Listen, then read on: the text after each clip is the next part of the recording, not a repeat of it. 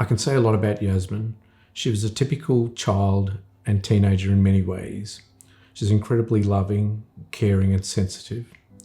She had a close relationship with her family, her friends, and loved her sports, and she's deeply missed. There's many special times I had with Yasmin. One instance that comes to mind was when I was unwell and I stayed home, unable to go to work. And when she came home from school, she gave me a get well card that she got all of her school friends to sign, and that touched my heart deeply. That made me very proud of her.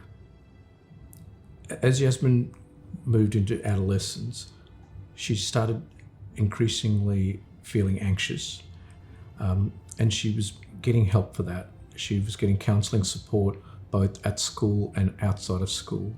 No one anticipated the severity of her mental health challenges, not her loved ones, not the experts.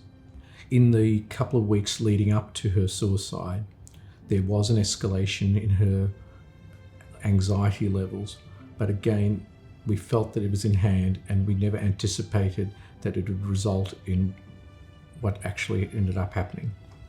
One of the things that Yasmin did quite well was to hide her mental health challenges, so we didn't really understand the true depth of what she was going through. In the aftermath of Yasmin's suicide, I was emotionally devastated. It wasn't something I had even contemplated in any of my wildest dreams. There was a lot of what-if scenarios that kept going through my head. An important part of how I coped with all of that was the love and support that I received from family and friends. They helped me understand that, it's okay to grieve, but also to celebrate who Yasmin was and celebrate her life and what she meant to me. And I really needed that support at that point in time. They made me realise that I need to stop blaming myself. It's okay to grieve, but I also need to celebrate her life. And that was an important part of how I move forward. Each person's grief journey will be different, but I think it's important to reach out and accept the love and support of those closest to you, not just in the immediate period after a suicide, but also on those many occasions that follow, things like birthdays, Mother's Day, Father's Day, Christmas. Also professional counselling and advice that you get from those professionals can be helpful in how you cope and deal and move forward. My advice to anyone who's trying to support a person who's lost a loved one to suicide is to keep asking them how they are.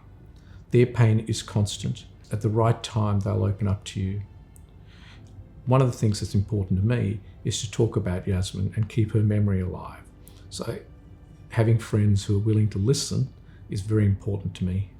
I'm still learning to manage my grief, but one thing I have found is by not letting the grief overwhelm me, I've learned to accept Yasmin's loss, but also to celebrate her love and the special times that I've experienced with her.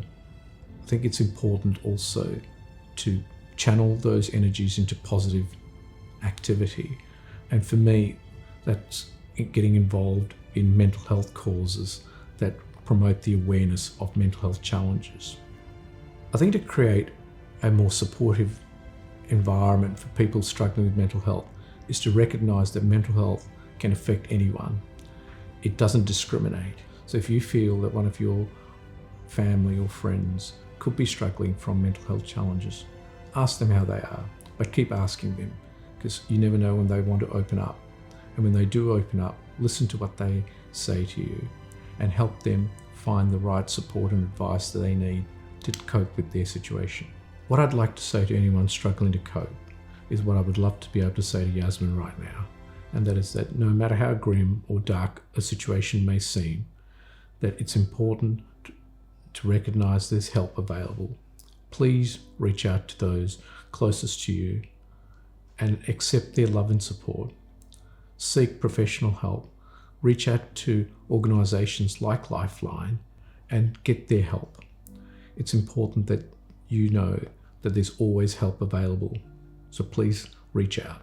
She's not a statistic, she's my daughter.